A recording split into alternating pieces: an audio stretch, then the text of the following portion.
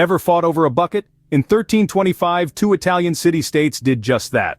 This might sound like a comic tale of yesteryears, but it's the story of the War of the Oaken Bucket, a conflict that erupted between Modena and Bologna. The catalyst? A simple wooden bucket, stolen from Bologna's city well by a group of Modenese soldiers.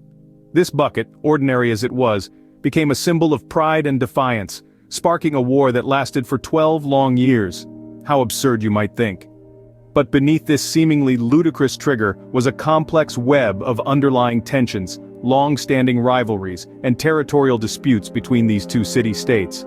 The war ended with Modena's victory, and the infamous bucket remained in their possession, a trophy of a war fought over pride, power, and a piece of wood. So, next time you argue over something trivial, remember that it could always escalate to a full-blown war. You may think emus are harmless, but Australia would beg to differ. In the heart of the Great Depression, in the year of 1932, a peculiar conflict took place in Western Australia, known as the Great Emu War. Now you might be thinking, emus?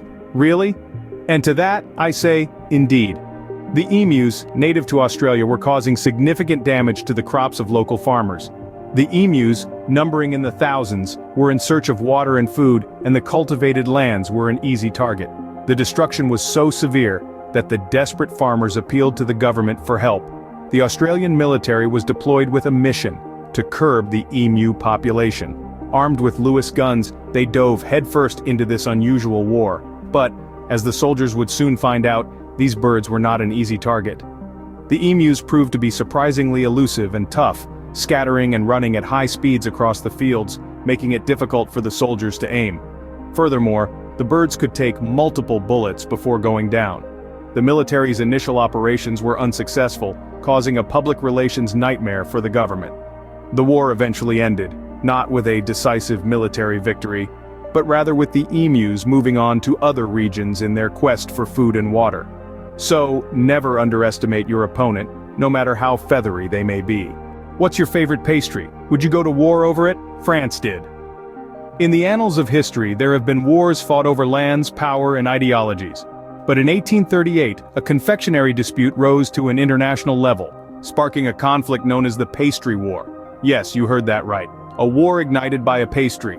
A French pastry chef's shop in Mexico City was damaged during a Mexican military coup. The chef, Monsieur Remontel, demanded compensation for his loss. The Mexican government, however, was not in a position to meet his demands. This seemingly minor incident was the spark that ignited a powder keg of international tensions. But there was more to the pastry war than just a baker's fury. This conflict was also about debts. Mexico was heavily indebted to several European countries, including France. The refusal to compensate Monsieur Remontel became a symbol of the larger issue: Mexico's inability or unwillingness to repay its debts. France, using this pastry shop incident as an excuse, invaded Veracruz, Mexico's principal port. The conflict lasted for only a few months but had far-reaching implications. It emphasized the power dynamics between the Old World and the New World, and set a precedent for future conflicts.